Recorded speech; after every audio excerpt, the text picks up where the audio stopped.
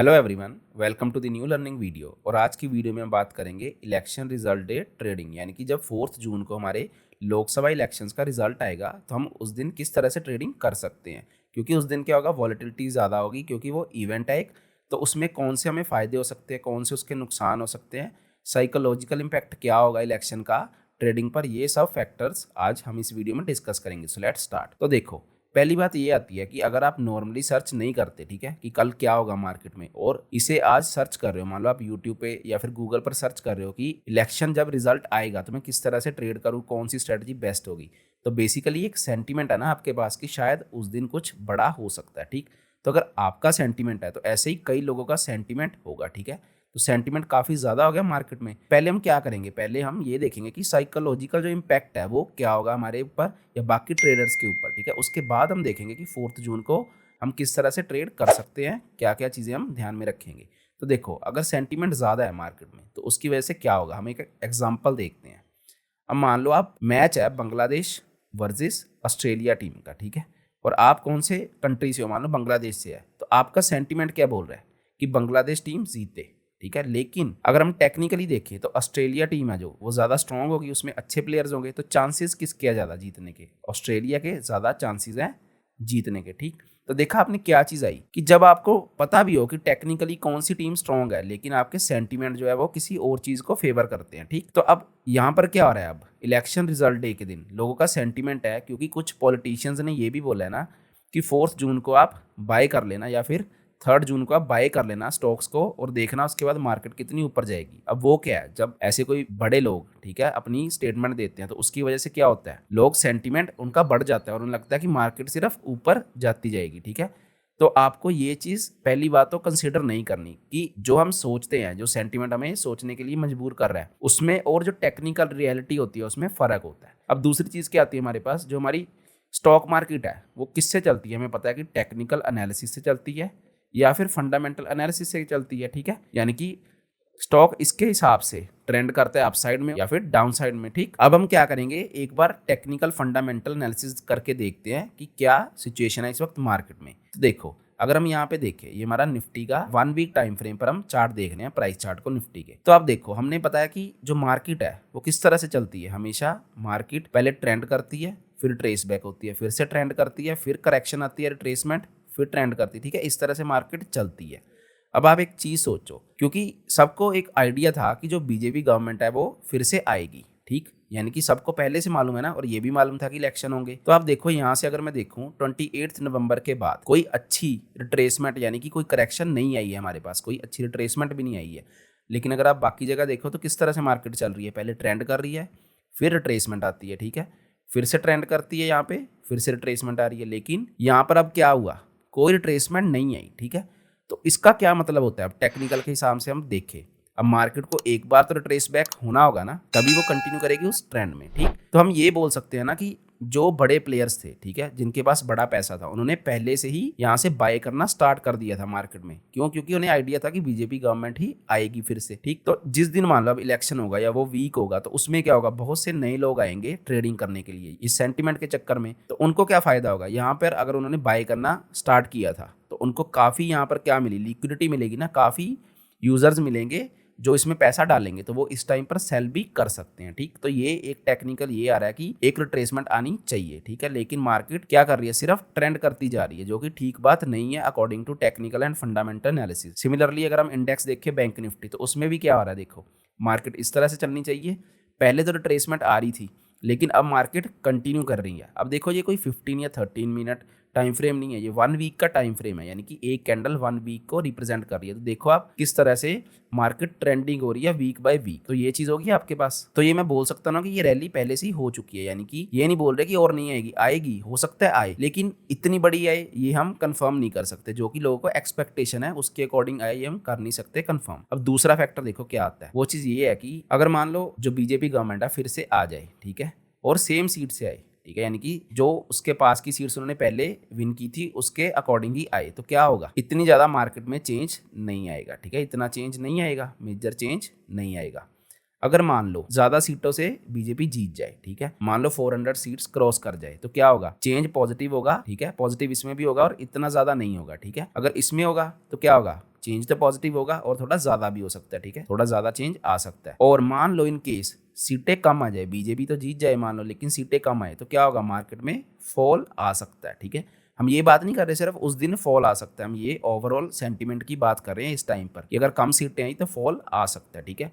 आपको कोई 100% कंफर्मेशन तो नहीं है ना कि कितनी सीट्स आएंगी, ठीक। तो बेसिकली मैं आपको ये बता रहा हूँ कि जो मार्केट है ना उसमें करेक्शन आनी जरूरी होती है, ठीक है। जब हम मार्केट में जाते हैं किसी ट्रेंड की डायरेक्शन में तो करेक्शन आनी जरूरी होती है। अगर मान लो करेक्शन नहीं आ रही तो मतलब क्या है, सेंटीमेंट है बहुत ज्यादा किसी साइड में, ठीक है।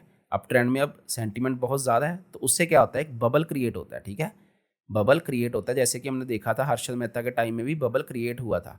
लोग ये समझ रहे थे कि मार्केट कभी नीचे जा ही नहीं सकती, सिर्फ ट्रेंडिंग ही होगी। लेकिन उसके बाद क्या हुआ, जब वो बबल बस्ट हुआ तो आपने देखा होगा कितने लोगों को नुकसान हुआ था, कितना बड़ा लॉस हो गया था, ठीक। तो ये चीज़ होती है कि मैं ओवरऑल भी बता रहा हूँ कि ये मार्केट जो ट्रेंडिंग हो रही है ना, ये अच्छी बात नहीं है, एक करेक्शन आनी जरूरी होती है। तो कहीं ऐसे ना हो ना कि आप इलेक्शन डे देखकर या उस वीक में ज़्यादा पैसे लगा दो, ठीक है, कि अब गवर्नमेंट आएगी तो पता नहीं क्या ही हो जाएगा, ठीक है। क्योंकि हम इंस्टाग्राम पर रील्स देखते हैं, सोशल मीडिया पर हाई पे, हमें लगता है कि बस एक दिन में या फिर हफ्ते में हमारा पैसा पता नहीं कितना बढ़ जाएगा। तो ये भी होगा ना कि अगर आने वाले वीक्स में जीत गई मान लो बीजेपी, ठीक है, उसके बाद गवर्नमेंट भी आ गई, ट्रेंडिंग भी होगी थोड़ी मार्केट, लेकिन अगर जब करेक्शन आएगी तो वो बहुत बड़ी करेक्शन हो सकती है और आपके जो पोर्टफोलियो हो गए इन्वेस्टिंग के वो लॉस में आपको दिखाई देंगे, ठीक। तो ये चीज़ आ जाती है हमारे पास कि करेक्शन आनी जरूरी है, तो हमें थोड़ा ध्यान से चलना है। ये तो बात होगी ओवरऑल सेंटीमेंट की। अब हम बात करते हैं 4 जून की, ठीक है, कि उस दिन हमें क्या करना है जिस दिन रिजल्ट आएगा। देखो पहली चीज मैं ये बोलता हूँ, अगर हम मान लो ऑप्शन ट्रेड कर रहे हैं, ठीक है, ऑप्शन ट्रेड कर रहे हैं, तो उसमें हमें क्या चीजें को कंसिडर करना होगा। पहली चीज हमें ये पता है कि इस वक्त क्या है, जो प्रीमियम है वो बहुत हाई है, ठीक है, जो प्रीमियम है इवन की एटीएम यानी कि एट दी मनी के प्रीमियम बहुत हाई है निफ्टी और बैंक निफ्टी के। क्यों, क्योंकि इंडिया विक्स है जो, ठीक है, विक्स भी बहुत हाई चल रहा है इस टाइम पे। अगर हम यहाँ पे देखें तो आपको देखो एट दी मनी के जो प्रीमियम है वो कितने के मिल रहे हैं, पुट और कॉल के 423, ठीक है, 418, ये बहुत हाई है। और अगर मैं यहाँ पे देखूं इंडिया विक्स, तो देखो इंडिया विक्स भी अगर हम देखें 1 वीक टाइम फ्रेम पर तो वो बढ़ता जा रहा है, ठीक है। 1 डे पे भी हम देख लेते हैं, ये भी देखो आप, अब बढ़ता जा रहा है। अब क्या होगा, ये क्यों बढ़ रहा है, क्योंकि ये एक रैली आई है ना इलेक्शन के पहले, रिजल्ट के पहले, कि पॉजिटिव न्यूज आएगी, ये सब रैली आई है। तो जब मान लो ये कूल ऑफ होगा, ठीक है, इंडिया विक्स कूल ऑफ होगा, तो उसकी वजह से क्या होगा, ये नीचे को आएगा, ठीक है।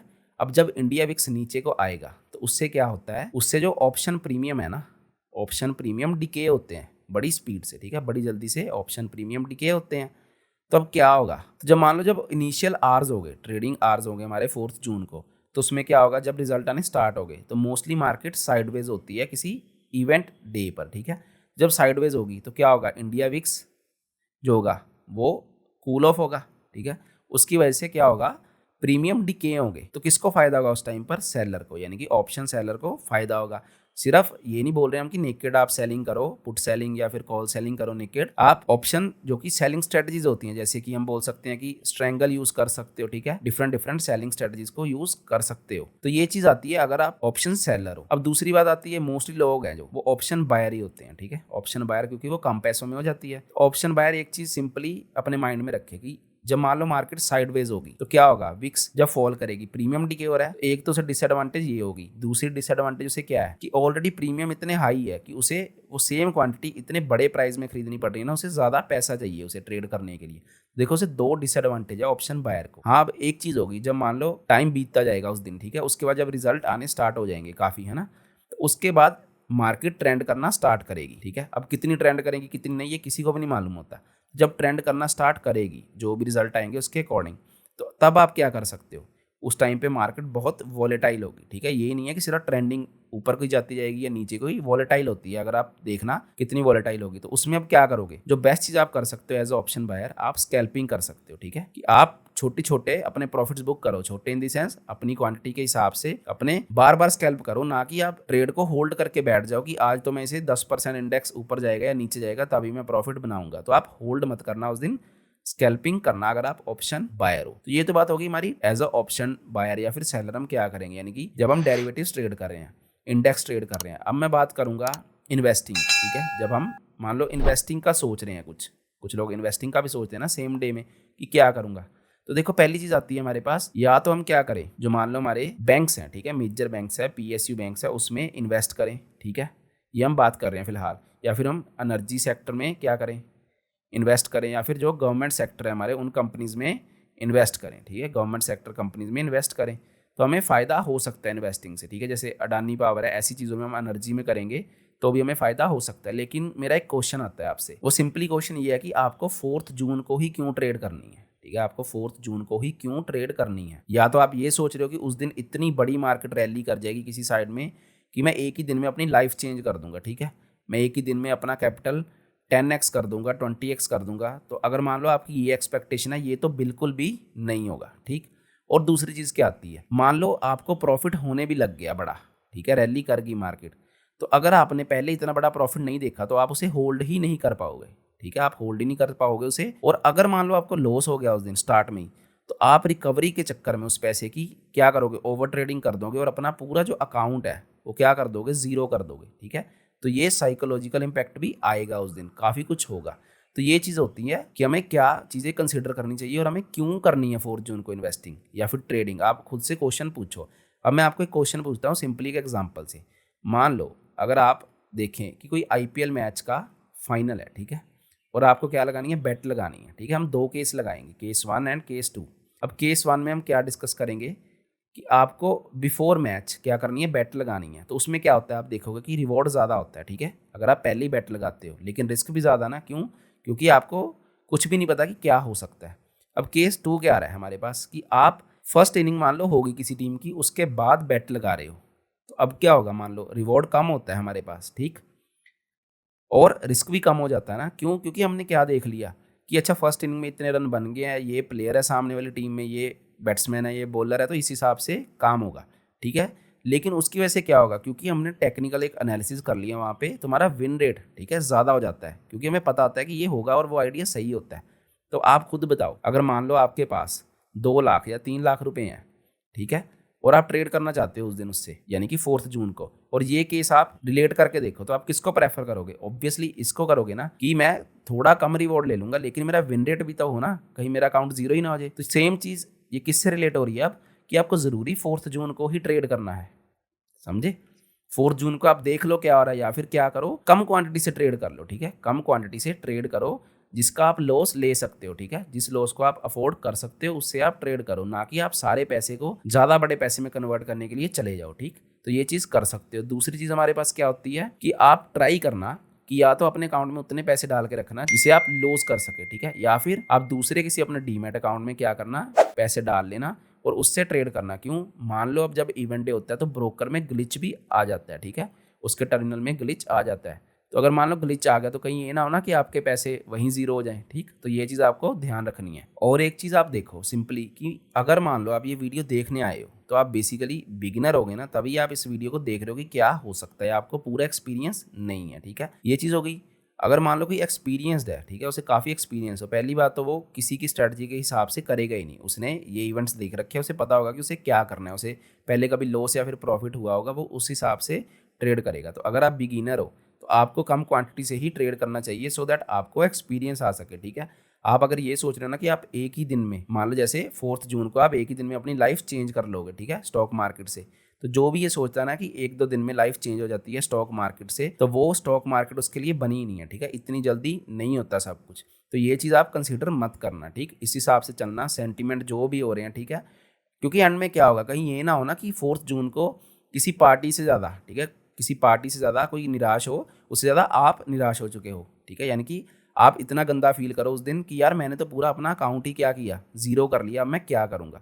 तो ये चीज़ आपको ध्यान रखनी है, क्योंकि बिफोर 4 जून सब कुछ ठीक लगता है हमें, लेकिन कहीं ये ना हो ना आफ्टर 4 जून आपका सेंटीमेंट या फिर आपके इमोशंस कुछ और हो जाए, ठीक, क्योंकि आपने लॉस कर दिया। तो ये चीज़ का ख्याल रखना है, ये सिर्फ मजाक नहीं चल रहा है, एक सेंटीमेंट नहीं है, ये रियल लाइफ में सब कुछ होगा, रियल में मनी जाएगी आपकी, रियल में मनी आएगी आपके पास, ठीक। तो ये चीज़ आपको देखनी है। तो लास्ट में मैं आपको यही बोलना चाहूँगा कि ये वीडियो बनाने का मकसद सिंपल ये था, जो मैं आपको सबको बोलना चाहता हूँ कि जो कि बिगिनर है वो सिर्फ इस चीज़ का ध्यान रखे कि कम क्वांटिटी ले और उतनी पैसे से ट्रेड करे जितना वो लॉस ले सकता है, ठीक है। और जो एक्सपीरियंस है उसे ऑलरेडी पता होगा कि उसे क्या करना है, ठीक है। ये कुछ फैक्टर्स होते हैं कि इंडिया विक्स हाई होगा, फिर प्रीमियम डिके होगा, ये सब आपने ध्यान में रखने हैं। सिर्फ जीरो हीरो ट्रेड्स लेने के लिए नहीं चले जाना ऑप्शंस में, ठीक है। और जो इनिशियल ट्रेडिंग आर होते हैं उसमें मार्केट मोस्टली साइडवेज होती है, तो और भी प्रीमियम डिके होते हैं। और जो इन्वेस्टिंग का सोच रहा है तो वो इन चीज़ों का ख्याल रखे जो मैंने एग्जांपल दी आईपीएल फाइनल वाली की, कैसे उसे ट्रेड या फिर इन्वेस्ट करना चाहिए, ठीक है। मान लो अगर करेक्शन आ गई उसके बाद, तब उसका पोर्टफोलियो नेगेटिव भी हो सकता है, ठीक है। तो वो क्या करे, सिंपली अगर उसे बहुत ज़्यादा हो रहा है ना कि उसे इन्वेस्टिंग करनी है, तो अपना सारा कैपिटल से इन्वेस्टिंग ना करे, ठीक है। 30 to 40% एंटर कर दे, ठीक है, उस टाइम पर। वैसे तो मैं सलाह दूंगा कि वैसे वो 20 to 30% ही अपना कैपिटल का एंटर करे इन्वेस्टिंग में, अगर उसका मन है। बाकी वो करेक्शन की वेट कर सकता है, क्योंकि मार्केट कभी भी इस तरह से नहीं बढ़ती। अगर आपको लगता है तो आप अपने उन लोगों से जाके पूछो जो आपके एज से बड़े हैं कि हर्षद मेहता के टाइम पर क्या हुआ था, ठीक है। जब बबल बनता है ना तो मार्केट ऊपर जाती जाती है, बुल रन चलते हैं, लेकिन जब वो बस्ट होता है तो काफ़ी नुकसान होता है लोगों को। तो ये चीज़ आप ध्यान में रखो अपने, ठीक। तो अगर आपको वीडियो अच्छी लगी तो आप अपने फ्रेंड्स के साथ ज़रूर शेयर करें, सो दैट अगर वो भी एक तरीके से सेंटीमेंट से इन्फ्लुएंस हो चुके हैं कि एक ही दिन में अपनी लाइफ चेंज कर लेंगे, ज़्यादा पैसा डालेंगे, तो उन्हें समझ आ सके कि कितने रिस्क होते हैं इन दिनों में ट्रेड करने के। एंड चैनल को सब्सक्राइब करें। Thank you so much.